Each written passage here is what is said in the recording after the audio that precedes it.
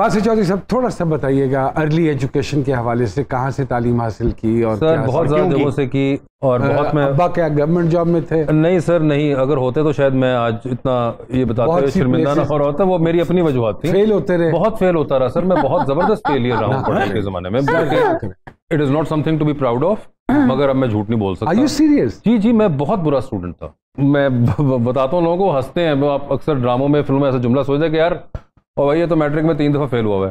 Sir मैंने 6 दफा matric का एग्जाम दिया।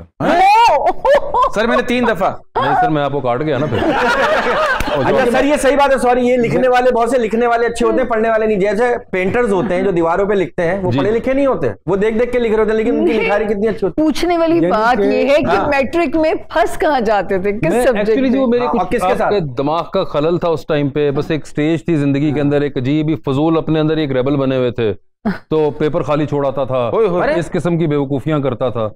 मगर बस फिर अल्लाह का शुक्र है किसी तरह से निकल आया। वो एक अलग पूरी कहानी है कि निकल आया। मैट्रिक में इन्होंने एमएससी की है बहुत ज्यादा। आपका और हमारा नेचर ये कि ज्यादा पढ़ के किसी का हक ना मारो। ये भी ये एजुकेशन ईगो। मेरा मानना ये है कि जो इस तरह के लाइक बच्चे होते हैं ना, वो घर के चौधरी होते हैं। नहीं होता है। नहीं जी, नाम के होते हैं सिर्फ। नाम के। प्रोफेसर वासे चौधरी साहब हमारे साथ मौजूद है। Let's take a quick break.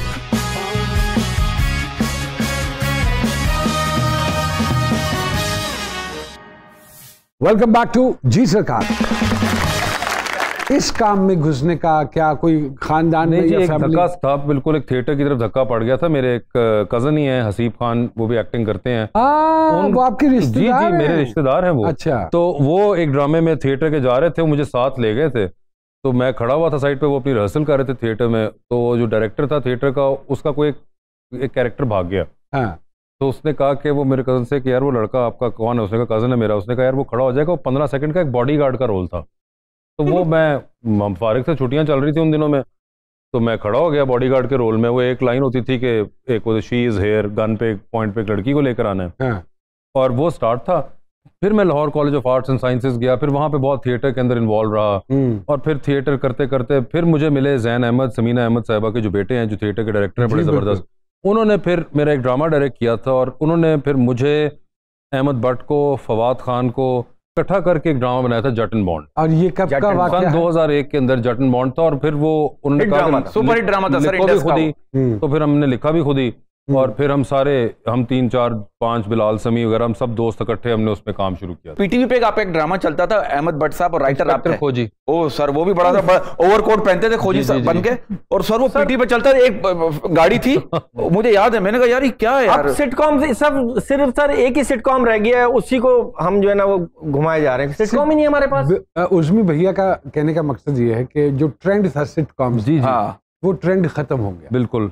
उसकी कोई खास वजह? उसकी वजह ये थी कि एक ज़माने में बहुत चलते थे और फिर कुछ एक मार्केट शिफ्ट ऐसा हुआ कि कराची के अंदर चैनल्स कुछ थे, उन्होंने ना क्या कि सिटकॉम्स अभी नहीं हम ले रहे जी। Lahore was a major producer of sitcoms. जब लेने बंद कर दिए तो वो एक पूरा खेप यहाँ से हट गया, लाहौर से बनाता था, क्योंकि किसके लिए बनाते, भाई को खरीद ही नहीं रहा था। That kind of killed Lahore की कॉमेडी साइड, जो कि एक बहुत मेजर चीज थी जो कि लाहौर से आया करती। और आप कॉमेडी राइटिंग करते? मैं करता था जी, बिल्कुल। Comedy writing is it difficult then serious writing? अगर अच्छी की जाए तो दोनों मुश्किल हैं, अगर बुरी की जाए तो दोनों ही आसान है। I agree. और आप ये काम आसानी से करते हैं। बिल्कुल सही कह रहे हैं। फिल्में भी लिखी, 3 फिल्में लिखी। कौन कौन सी? मैं हूँ शाहिद अफरीदी, जवानी फिर नहीं आनी 1 एंड जवानी फिर नहीं आनी 2। जवानी फिर नहीं आनी 1 and 2 तो दे आर कॉमेडी जी। मैं हूँ Shahid Afridi was not sports biopic, पहली पाकिस्तान की स्पोर्ट्स बायोपिक थी वो। ये कब रियलाइज हुआ वासे साहब के जवानी फिर नहीं आनी, और ये कैसे रियलाइज हुआ? सर ये एक्चुअली मैंने कहानी, मुझे एक दिन आई, एक कॉन्सेप्ट छोटा सा आया था, तो मैंने हुमायूं सईद साहब को कहा कि ये कहानी आई है, तो मैंने अपनी तरफ से सीरियल का आइडिया दिया कि ये सीरियल बनाएंगे। उन्होंने आगे से कहा नहीं ये कहानी बहुत अच्छी, इसकी फिल्म बनाएंगे। तो जब उन्होंने ये बात की, मैंने कहा मतलब कि सीरियल भी नहीं बनना क्योंकि फिल्में तो होती नहीं थी। तो उसके बाद फिर मैं शाहिद अफरीदी में लग गए, और फिर जब उसके बाद उन्होंने मुझे कहा कि वो तुमने कहानी सुनाई थी उसके ऊपर फिल्म अब बनाते हैं, तो फिर हमने दोबारा से कोशिश की, और नदीम, मैं और हुमायूं बैठे, और फिर हमने जवानी फिर नहीं आनी। क्या बात है, दोनों बेहतरीन फिल्में थी सर। क्या बात। और ये लंदन नहीं जाऊंगी और ये नहीं आऊंगी। खलील साहब ने लिखी हुई है और अच्छा। इसमें मैंने एक आप कह लें एक्टिंग की है और Acting की है। एक स्पेशल अपीयरेंस तो टाइप कैसा महसूस किया आपने एज अ फनकार काम करके? बड़ा उसमें? जी इजी था, बड़ा रिलैक्स था मैं। ये जो आजकल फिल्में बन रही हैं और रिलीज हो रही हैं, ये भी आपकी आंखों के सामने से गुजर रहे हैं and definitely you go on the premieres as well. नहीं सर, मैं एक्चुअली प्रीमियर पे चला जाता हूँ, तो मैं अगर चला जा पाऊँ तो झूठ बोलना पड़ता है? नहीं, झूठ भी नहीं, मैंने एक कुछ अर्सा मैं तो इसलिए नहीं जाता प्रीमियम के बाद में निकल के, जब वो माइक आके करेंगे तो मुझे झूठ बोलना पड़ेगा। आप तो वैसे भी ना जाया करें आपको झूठ ना भी बोलना हो, क्योंकि आपका सच ज्यादा खतरनाक होता है। मगर I generally like to watch the film audience के साथ बैठ, ओके। आम आवाम के साथ बैठ के आपको फिल्म का पता चलता है। फ्री और पासेस के ऊपर रिक्वेस्ट करके किसी को बुलाया और इनवाइटीज, वो बहुत डिफरेंट होते हैं। जिसने खुद जेब से पैसे दिए हो वो नब्ज ही और है। वो नब्ज और है। बिल्कुल ठीक बात कह रहे हैं। अंदर से आएगा। मुतमईन हैं जो जैसे स्क्रिप्ट आ रहे हैं और जो फिल्में चल रही हैं उससे आप समझते हैं कि ये this is the real revival of the Pakistani cinema? देखिए, रिवाइवल तो किसी न किसी तरह से तो आप कर ही रहे हैं ना। अगर आप 20 स्क्रीनों से 130 पे पहुंच गए हैं, 30 प्लस पे, इन स्पैन ऑफ 6-7 ईयर्स, तो ये बड़ी एक कमेंडेबल बात है। जहां तक आपकी बात हमारे स्क्रिप्ट और फिल्मों की है, मेरे ख्याल से हम लोगों ने बड़ी जबरदस्त एक परफॉर्मेंस दिखाई। क्योंकि आपको कितनी फिल्में पाकिस्तान की एवरेज होगी, 20-25 फिल्में साल की बन रही होंगी। अगर आप 2020 तक भी ले लें, उसके बाद 21 को निकाल दें, कोविड 20 को भी निकाल दें, तो 19 तक हमारे पास जो एवरेज थी 20-25 अगर मैं लूँ, 6 साल में आपको मंटो भी मिली, मोटरसाइकिल गर्ल भी मिली, मोर भी मिली, परे हट लव भी मिली, जवानी मिली, एक्टर इन लॉ मिली, नामालूम अफराद मिली। आपको बहुत ना एक वेरिएशन मिल गई।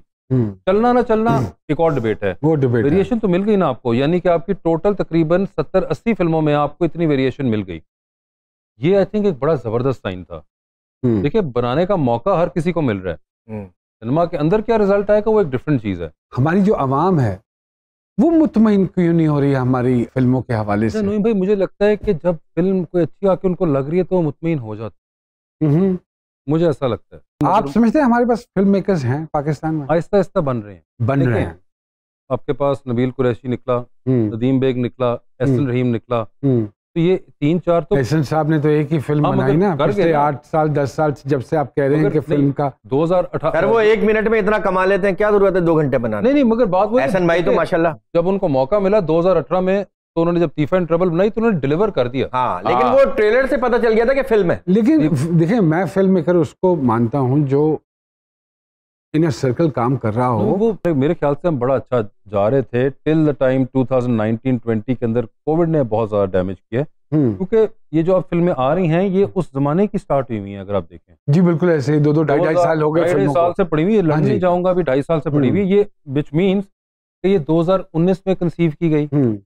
अभी भी जो आई हैं दम मस्तम हो गई या जो और फिल्में आई थी, ये सब 2019 में कंसीव हुई हुई हैं।